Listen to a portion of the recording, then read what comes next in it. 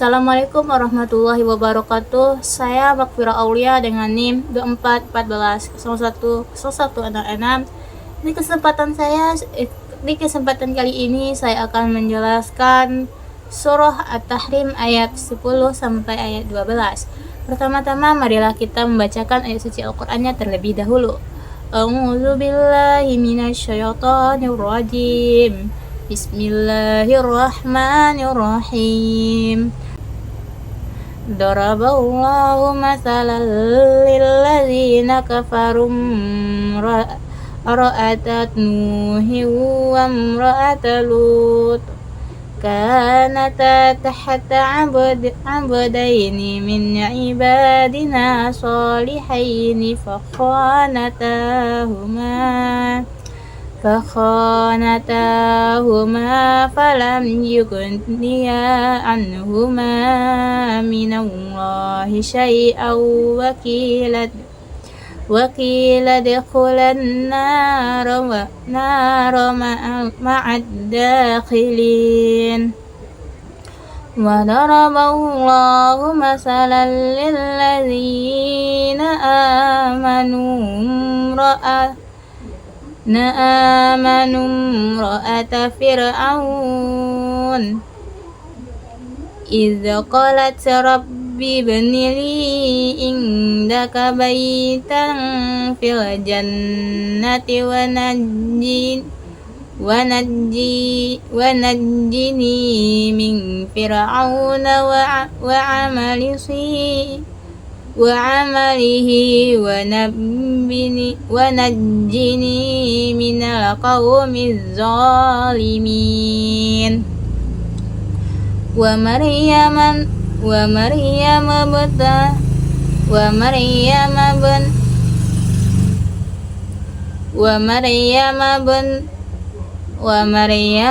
ومريم بنت عمران التي أحسنت فرجها فنفخنا فيه من روحنا وصدقت بكلمات ربها وكتبه وكانت من القانتين. Shadaqallahul azim.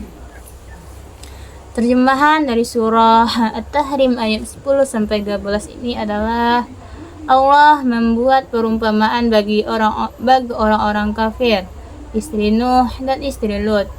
Keduanya berada di bawah pengawasan dua hamba yang saleh di antara hamba-hamba kami. Lalu kedua istri itu berkhianat kepada kedua suaminya. Tetapi kedua suaminya itu tidak dapat membantu mereka sedikit pun dari siksaan Allah. Dikatakanlah kepada kedua istri itu, masuklah kamu berdua ke neraka bersama orang-orang yang masuk ke neraka. Dan Allah membuat perumpamaan bagi orang-orang beriman, istri Fir'aun. Ketika dia berkata, "Ya Tuhanku, bangunkanlah untukku sebuah rumah di sisimu dalam surga dan selamatkanlah aku dari Fir'aun dan perbuatannya, dan selamatkanlah aku dari kaum yang zalim." Dan Maryam putri Imran yang memelihara kehormatannya, maka kami tiupkan ke dalam rahimnya sebagian dari ruh ciptaan kami, dan dia membenarkan kalimat-kalimat Tuhannya dan kitab-kitabnya, dan dia termasuk orang-orang yang taat. Selanjutnya, asbabun nuzul dari surah ini.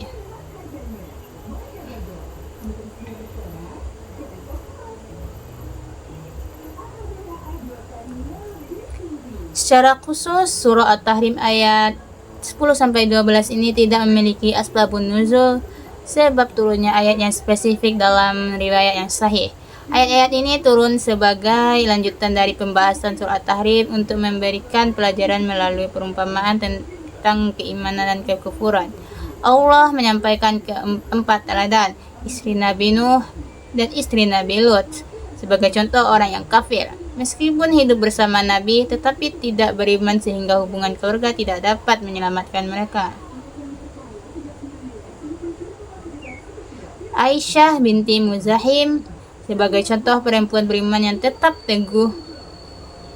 Asiyah binti Muzahim sebagai contoh perempuan beriman yang tetap teguh meskipun hidup di bawah kekuasaan suami yang zalim. Maryam binti Imran sebagai teladan perempuan yang menjaga kehormatan, kesucian diri, dan memiliki keimanan yang kuat kepada Allah.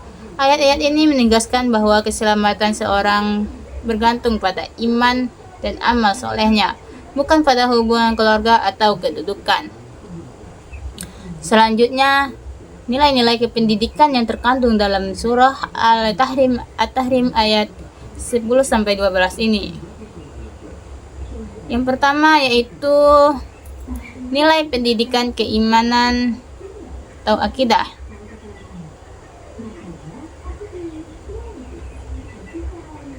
Ayat ini mengajarkan bahwa keimanan merupakan keselamatan seseorang. Hubungan keluarga dengan orang saleh atau nabi tidak akan bermanfaat jika seseorang tidak memiliki iman kepada Allah. Selanjutnya nilai pendidikan akhlak. Melalui keteladanan Maryam, ayat ini mengajarkan pentingnya menjaga kehormatan, kesucian diri, serta memiliki akhlak yang mulia dalam kehidupan sehari-hari. Dan selanjutnya nilai pendidikan keteguhan atau istiqomah. Asiyah tetap mempertahankan keimanannya meskipun hidup bersama Fir'aun yang zalim. Hal ini mengajarkan agar seorang muslim tetap teguh dalam menjalankan ibadah ajaran Islam di tengah lingkungan yang tidak mendukung. Selanjutnya, nilai pendidikan kesabaran. Asiyah menunjukkan kesabaran dalam menghadapi ujian dan penderitaan demi mempertahankan keimanannya. Sikap ini menjadi teladan dalam menghadapi cobaan hidup. Selanjutnya, nilai pendidikan tanggung jawab pribadi. Ayat ini menegaskan bahwa setiap manusia bertanggung jawab atas amal perbuatannya sendiri. Seseorang tidak dapat bergantung pada kedudukan atau hubungan keluarga untuk memperoleh keselamatan. Selanjutnya, nilai pendidikan keteladanan. Allah menjadikan Asiyah dan Maryam sebagai teladan bagi orang-orang muslim. Hal ini menunjukkan pentingnya mencontoh sifat-sifat mulia dari tokoh-tokoh yang soleh. Selanjutnya, nilai pendidikan keberanian dalam mempertahankan kebenaran. Asiyah berani mempertahankan keimanannya meskipun menghadapi ancaman dari Fir'aun. Nilai ini mengajarkan keberanian untuk tetap berada di jalan yang benar. Selanjutnya, nilai pendidikan ketaatan kepada Allah. Maryam dan Asiyah menunjukkan kepatuhan penuh terhadap perintah Allah. Seorang muslim hendak mengutamakan ketaatan kepada Allah di atas segala kepentingan lainnya. Selanjutnya, nilai pendidikan menjaga kesucian diri. Kisah Maryam mengajarkan pentingnya menjaga kehormatan, kesucian diri, serta menjauhi perbuatan yang dapat merusak martabat seseorang. Selanjutnya, nilai pendidikan bahwa kemuliaan ditentukan oleh iman dan amal soleh. Ayat ini menegaskan bahwa kemuliaan seseorang di sisi Allah ditentukan oleh keimanan dan amal soleh, bukan oleh keturunan ataupun hubungan sosial maupun hubungan keluarga. Sekian yang dapat saya sampaikan. Wabillahi taufiq wal hidayah. Wassalamualaikum warahmatullahi wabarakatuh.